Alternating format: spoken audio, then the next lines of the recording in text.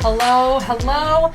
I hope everybody is doing well. Welcome to I Don't Want No Huns, and a part-time hobbyist of Anti MLM content. I felt like today I wanted to be a little extra festive. I watched a Jessica Hickson video yesterday, and she was like decked out to the nines, and I really missed the days when I did used to teach in a brick and mortar school, and I would dress up in reds and greens and Santa hats and jingle bells and all this stuff, because I used to do holiday concerts and things like that, and I don't have that anymore, which I don't particularly miss, but it did help get you into the holiday spirit. So this is my way. I was going to give these to my daughter, but let's be honest. She's not even 2 yet. She's not going to keep these on her head. So they're mine now. So today's video is a little extra special. I am not playing any video. This is just me talking to you. And this video is really specifically also for anyone who is in the MLM community or anyone who is just finding our videos, just finding our community, and they're feeling angry, they're feeling bullied, they're feeling that cognitive dissonance. I don't know, I'm holding a hair tie. Last night, there was a little bit of an eruption on Facebook. I'm not going to name this person's name, because one, she's going to be named by other creators who are probably currently getting ready to make videos about what happened last night as we speak. But in the event, in all of the aftermath of what she did, she then blocked most of us, made her profiles private, and so I'm going to talk a little bit about what happened. And then I want to talk about a conversation I had with my husband that really opened up, gave me a little bit more perspective about what people might view our entire movement as, and how I feel so passionately about this. So here's some backstory. There is a woman who sells for Vic Beauty, which I had watched a video that Chelsea Suarez had made about one of her downline. I guess someone on her team made a video, and Chelsea Suarez was debunking a lot of the things that this consultant was saying. In the video, she made a comment about her eyebrows being too far apart. Now, this was the only comment that Chelsea made about this person's physical appearance. I'm not going to sit here and, defend Chelsea or whatever about whether or not she should have said what she said or whatever. In today's makeup world, people are drawing on eyebrows and doing crazy things with their eyebrows. I really feel like of all the things that somebody could get butthurt about, your drawn on eyebrows, let's just calm down, okay? I can understand how people can get their feelings hurt very easily. I do. And I'm going to talk about that in a moment. But that's all she said. Everything else that Chelsea said, because I did watch this video before this whole thing erupted. Everything else that Chelsea said was just debunking lies, calling her out, telling her, you can't say this, you can't say that, this is not accurate, this is not true, whatever. So the woman who is the upline of this person made a Facebook Live last night, calling out Chelsea, accusing her of being hate-filled, that her entire platform is filled with hate, that she, from the moment she opened her mouth on this video, she was attacking and picking apart every single thing about this woman's downline. None of that is true. What we witnessed last night was a person making themselves a victim of something that, one, did not involve them, and two, taking the critique of a business model or a product and internalizing it as a personal attack. So then she continued to lie. I mean, I am going to say that this woman lied about the things that Chelsea has said in her videos. And she kept saying constantly, all of her videos. And I was going on a back and forth with her on Facebook before she blocked me, saying have you watched all of her videos? There's a ton. Chelsea Suarez is pretty prominent in our anti-MLM community. There's a lot. So to make that statement, all of her videos, that's a pretty broad statement to make. That's a pretty strong statement to make. And so everything that she was saying was a lie. She then said to me, tell Chelsea that I would be happy to debate her. Pumping in to comment on what I'm saying right here. I'm not Chelsea's downline. Why are you telling me that to tell Chelsea that you want to debate her? Go tell her yourself, which apparently she later did. But do you understand what I'm saying? We're in the Anti MLM community. We're not all part of like one company. We are individual people. And even though, yes, I do talk to Chelsea, she's her own woman. I'm not her PR person. You want to talk to Chelsea? Go talk to her. She's reachable. We can do a Zoom call over the phone, and then apparently elsewhere she gave Chelsea her number. But then, as soon as she did all that, she blocked everybody, went private, completely became unreachable. So what she did was she said, she called out our community and said, I'll debate you. Let's go. And we said, okay. Well, I'm not going to be a good debater. I'm just going to say that as it is. So our community was like, yeah, okay, well, sure. And she, fight or flight, she flew. She was not prepared for us to be ready for that. I say us as if like I'm part of what was going to go down. My hair, is this a little, okay. And so she blocked everyone. She even, I guess Isabella had made a post saying like, you came after the wrong girl. We are going to call this out. There is going to be a video made about this. You can't make accusations and lies about somebody like this and not get held accountable for it. And then she said, are you threatening me? Why are you threatening me? And I commented back and I was like, this is not a threat. Like, can we please stop using language that means dire danger and violence to explain accountability? Can we stop using the word bully to explain accountability, right? So long story short, she is going to be held accountable. And the reason that we do this, and if you're watching this going like, why are you guys doing this? Like, just let it rest. Because it's not just in the Anti MLM community that we see this happening. In America, you are free to say what you want, but you are not free from being held accountable or for the consequences of your words. You can't just say, for instance, somebody sent me a reel last night where somebody made a claim that Isagenix was going to provide his family and anyone else that joined Isagenix with generational wealth. That is just not true, especially because the website, black and white, says most people are not going to get rich off of this. Like, so you can't make that statement. So to hold that person accountable, that's not bullying, that's not hate. Being held accountable for what you say is not hate.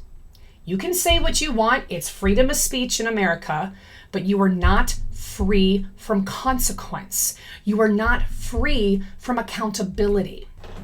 I have more to say. For example, as a teacher, I have to be careful of what I say. I can't just come on the internet and say whatever I want, and then if the parents of my students find it, or my principal finds it, or whatever, that doesn't mean that I am free from consequence. I can be held accountable from my job for the things that I say. And so that's why I have to be very cautious and aware of how I phrase things, what I'm saying. There was a person on Facebook that was making claims that her hospital was falsifying death records to, say that these people that died in a car crash were dying from COVID. And I posted it on TikTok because I was like, this is not okay. And I called the hospital and I held her accountable. And the hospital did an investigation. I'm not trying to get her fired. I'm trying to hold them accountable because the same thing would happen to me. If I say something egregious, you're going to hold me accountable. I know you would. No one is free from consequence. Okay? I've had other videos, I've made 1 or 2 videos where I talk about like, you are not being bullied. You are being held accountable. You are butthurt and angry that you can't just say whatever you want to get people to join your team without the anti-MLM community swooping in and being like, You can't say generational wealth. You can't say uncapped potential. You can't say that network marketing is the equalizer for all people, which Dre said, I talked about that in my video yesterday. You can't say that and expect us to just be like, well, people will get it. You know why people won't get it? Because we were those people. So this leads me to my conversation with my husband last night. I was talking to him about this situation and just kind of what has developed out of me making these YouTube videos, the people I've talked to. I have created some really amazing connections with people all over the world just from making these videos, just from being on Instagram, and it's been really fulfilling for me. And my husband brought up an interesting point. An interesting perspective. He had told me when this started, and I thought that when he said it, it was kind of just like off the cuff, like whatever, But he had expressed to me that he was frustrated that I was now so, I dove headfirst into this movement of trying to get people to not join the Anti MLM community. When he told me from the beginning that MLMs were bad, he was never for it. And I explained to him, because he was frustrated that it took strangers on the internet. It took me finding Roberta Blevins and going down a rabbit hole of her TikToks to get it, to understand and to see it and to get passionate and enraged and moved by it, right? That it wasn't him that could get me to see the light. It was a stranger on the internet. And once I explained to him that it was never going to be him, he was never going to get me to be anti-MLM, to not be a part of an MLM. It was never going to be him. And the reason that it was never going to be him was because I explained to him that these MLMs they feed us answers for when our husbands provide us with alternating or, different information or, what's the word I'm looking for? Pushback, whatever. I can give you exact examples of when I messaged my upline and said, my husband just doesn't get it. Like, he thinks that this is a waste of money, or he thinks that MLMs are bad. And she said to me, well, just tell him to wait. Just wait until the money starts rolling in. Then he'll come around, which basically means that our husbands are only going to be motivated by dollar signs. If you are bringing in money, then they don't care about the ethics of anything. And that's not my husband at all. He wasn't going to care about the money. He was in a very weird position of wanting to support me and wanting me to be happy.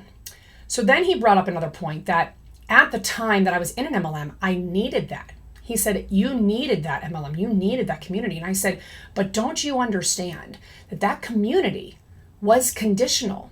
That as soon as I stopped making any kind of money with Posh, nobody was talking to me. I mean, I never really created strong friendships within that group anyhow, but nobody kept commenting on my posts on Facebook. Nobody was commenting on my Instagram posts from Posh because I was no longer working the business and those friendships were conditional. And he said, but there are women who are in the same position you were in, and you're trying to take that away from them. And I said, but that's the problem. And here's the difference. I'm not trying to take. So if you're watching this right now and you're in an MLM and you feel like you have this amazing community, I'm not trying to take your community from you. Chelsea's not trying to take it. Isabella, Bianca, all of us, we're not trying to take your community from you. What we are trying to show you is that your community will be taken from you, from your own community. And when that happens, because it ultimately will, it will. We have seen it time and time again. We will be here to help you heal, to educate you, to provide you with resources. We will be your new community because we have no interest in anything about you other than just you. Being friends with you is not conditional based on financial gain. It is, are you a good person? Do you make me laugh? Do we have something in common? That's what we are offering. That's what this community is all about. Now, there are some creators who are different. I mean, I try very hard to not swear in my videos. I am a teacher, so, if any of my students or the families would find my videos, I don't want them thinking like, oh God, listen to her mouth on here. So I have no problem with the other creators swearing, and that's because they're not teachers. They can do what they want. I try to treat this as I would any other video I make for my students. I view this as an educational thing that I do. So I'm not going to, do that. I also try very hard to not criticize people on looks. Here's where this gets, again, the next part of this.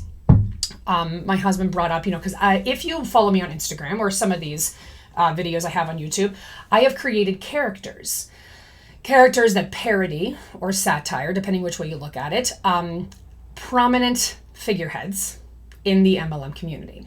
Specifically, one of the characters that I have created is Sarah Lee Scheme, and she is based heavily off of public figure Jessie Lee Ward. I base that character off of the behavior that she puts forth online. The other characters, Kaylee, is a combination of like all the Monet Huns, right? It's not based off of one specific person. It's like a combination. And then Barb is just, a complete character of my own creation based on a scenario that might or might not even be true. My husband brought up that what I'm doing might be hurtful to those people, and that the behavior they have, that is who they are, that they think that what they're doing is right. And he brought up an example, and I don't remember the senator's name because honestly she's probably irrelevant, but on Saturday Night Live this past week, one of the actresses did a character on a U.S. senator, also with somebody else was doing Marjorie Taylor Greene, and they were sitting there with guns, and she was parodying, satirizing, mocking, whatever, her stance on gun control. And so they were both sitting with guns, and the only thing that she pretty much said was gun, gun, gun, gun. And apparently in the news, this particular senator said that her feelings were hurt by this. So here's the thing. My gut instinct that I wanted to say was, I don't care that this senator's feelings were hurt. Like, are you kidding me? Your feelings were hurt because somebody called you out on your ridiculous stance on guns and your complete crazy behavior that you portray to the community. You know who else's feelings are hurt? The people who lost their children to school shootings, and you won't do anything about gun control. So when people who are hurt because they are being satirized on their stance with not caring about human beings, I don't care. Truthfully, especially when it comes to politicians, if you are going to, sorry, I'm about to get political, and if I lose followers, whatever, if you are going to be anti-abortion, but not take care of the children who are being shot in schools and give gun control, or not provide health care for the children who end up being born, the pregnancies that you insisted, then I don't care about your hurt feelings, because you're hurting way more people by you sticking to your PAC money-funded whatever. I don't care about your constituents and the actual American people, and then we can talk about your feelings. If you're hurt, if your feelings are hurt, take a look at what is it that the world sees me as? What am I portraying to the world? So I said to my husband, I was like, so do you view that as mean? Because you laugh at it. You think it's funny. Do you view it as mean? He was like, well, yeah. I mean, it's, so I love my husband. My husband is very often my moral compass. And so I really try to think about, okay, if my husband views what I'm doing as mean, is what I'm doing mean? And so I'm trying to look at the perspective of the people who my characters are based on. And I don't want to say that I'm going to stand here and be like, I'm defending my right and you're, screw off and you can think. Here's the thing. People who get parodied, satirized, impersonated, especially in this genre of MLM or politics or whatever, it is generally because the behavior you're putting out is laughable, is toxic. And so the way that we try to reach the world to show them that this behavior is not okay is through comedy. For Jessie Lee Ward, for my character of Sarah Lee Scheme, we've seen, Aaron Bees was on Life After MLM, Roberta Blevins' podcast, and Aaron Bees talks about how she was very close with Jessie. And she said that in real life, like when the cameras are not on, when she's not in big public, that Jessie is very quiet and reserved. And so it is she herself, based on reports from people who are close to her, is her own character. She is putting on a show, she is putting on an act to get what she wants. And I told my husband, I believe that she 100% knows exactly what she's doing. The people who are now public figures in the multi-level marketing community, or in that sector of the world, they are public figures. And so you're not free from scrutiny. Now, the other characters I create, I don't base them on specific people. I don't put them side by side with like this one person. And when I debunk information from other people, I try as much as I think sometimes I've not always done it, but honestly, that's my ADHD just getting ahead of me. But I blur out faces so that we're not looking at the person. We're listening to what they're saying. We're looking at the text of their post. Okay? So if you're here from the MLM community and you're angry about what happened last night with the Vic Beauty consultant and Chelsea Suarez and how we are holding her accountable, I'm here to tell you that we will always defend you. But when you say things that are lies, that we can prove to be not true, if you want to get mad about that, you need to take a step back and say, why does this enrage me so much?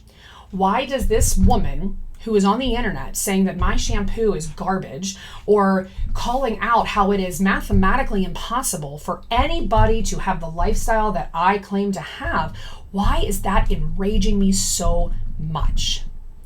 Take a hard look at what you are getting mad about. Because if the answer is not, they're not attacking me personally, they're attacking my industry. And is my industry who I am? I don't know, is it? Have you become so enmeshed in multi-level marketing that you no longer know who you are? And the reason that we are on this side of it, and this is what I told my husband last night, is because a lot of us were there. We were both victim and predator. And I know that you might, if you're watching this, I know you might be listening and being like, I'm not a predator. Don't call me a predator. Here's what's difficult. And I want you to know I hear you. The word predator in our society has heavy connotations of, death, rape, men like overpowering women. Okay, like evil intention. You can be you can be predatory and your intention not be evil. It is possible. It is a hard pill to swallow. It is very, very uncomfortable to accept. The last time that I felt that uncomfortable with acknowledging that I was victim and predator was when I was coming to terms with my own internalized systemic racism. I'm not going to make a video about that. That's not what this channel is about. But to just touch on it briefly, last year when we were seeing the rise of the Black Lives Matter movement with George Floyd and everything, and I was really educating myself on what was systemic racism, I realized there were things that, and I don't know why, but there are things about me that are ingrained, that are inherently racist. And I work every day to change that about myself, to figure out where I learned that thought, that feeling. Where did that come from? My parents didn't teach that to me, but is that something that they had ingrained in them that then just somehow got passed on to me? Where did it come from? I had to sit in that uncomfortable feeling and really look within myself. Okay? That's the same thing that's happening when you are in the MLM world and you're starting to have that cognitive dissonance. That cognitive dissonance is that voice that is telling you something about this doesn't feel right. And then you're told to ignore it, and you ignore it. And then you do it and you're like, I don't really want to do this, but I'm going to do it anyhow. Or you start to ask questions and then you get told that what you're asking is not, but what you're seeing is not what you're seeing. Listen to your cognitive dissonance. Sit in the uncomfortableness of the fact that in order for you to make money, you need to recruit more people. And then those people are going to lose money. And it's just a constant, mathematically, statistically impossible, vicious cycle of nonsense. We are not here to bully you. And when you see our videos where we are debunking and holding people accountable for saying things that statistically, mathematically, scientifically are proven to be false, it's not a personal attack on you. I want to add that I know that sometimes we get passionate and heated and say, what are you talking about? And this is ridiculous. And a lot of the other creators like laugh at what things say, but it is only because we get frustrated at how manipulative the entire industry is. And so we are, just try to keep that in mind, that when we get a little bit loud or outlandish, or sassy, it's not to be mean. It is because we also are frustrated when we see things that we fell for.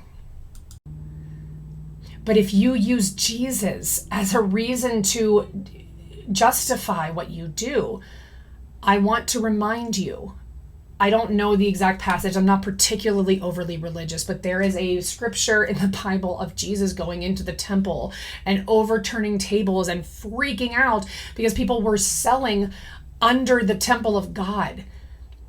Selling under the name of Jesus is against the Bible.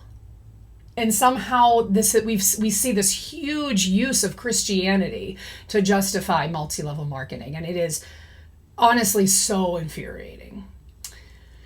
So I just want anybody who is in the multi-level marketing community who might come across this video I hope that you hear me when I say, we do not hate you. We do not intend to bully you. Your behavior might be extremely problematic. Your behavior might be trash and garbage. You might say things that are so infuriating.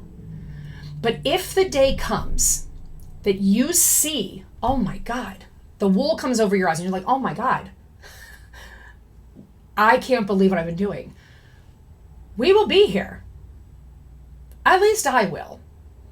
It might take us some time to see if you're genuine and if you legitimately are leaving the MLM world and you understand what's going on and you do want to learn, but we'll be here. And our friendship, our community for you will be unconditional. It doesn't matter if you make money. It doesn't matter what you do for a living. We don't need your friendship for any other reason than just to have your friendship. So we will be here for you. And I hope that you find this video.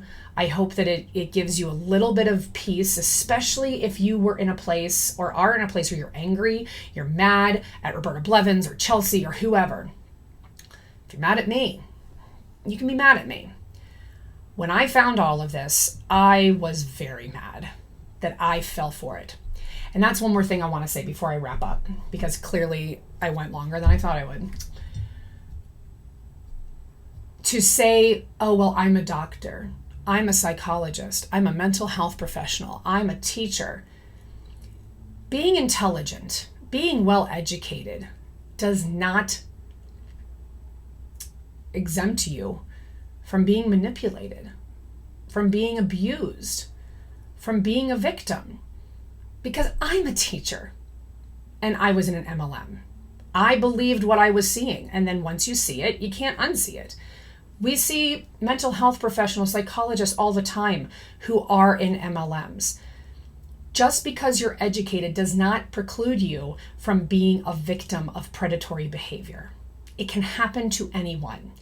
And so if you are feeling like, how could I have been so dumb? It's not about being dumb. It's not about being stupid. It's not about being uneducated.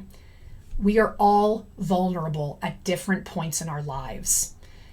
It happens. We all have vulnerabilities.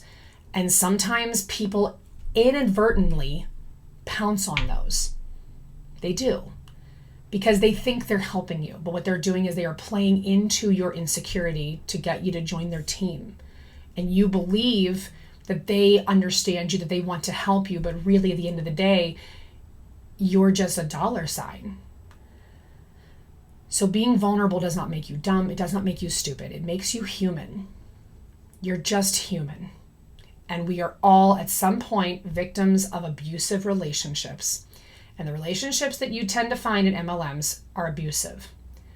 Now, I know that some people say that they have found absolute best friends in their MLM, and that's true. There are some MLMs where I know some people have found their best friends. Fine. But that's like, again, the 1%. It's a very small percentage of people who have had a completely different experience than the majority of us.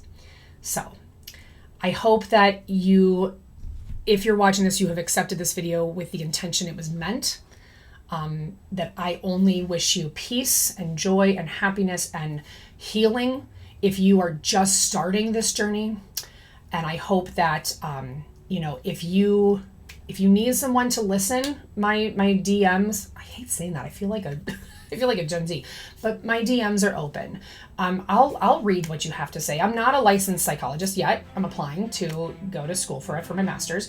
But I'll listen and I'll respond. I do this as a hobby. So in any case, I hope you all have a very wonderful day. And as always, don't join an MLM. Take care.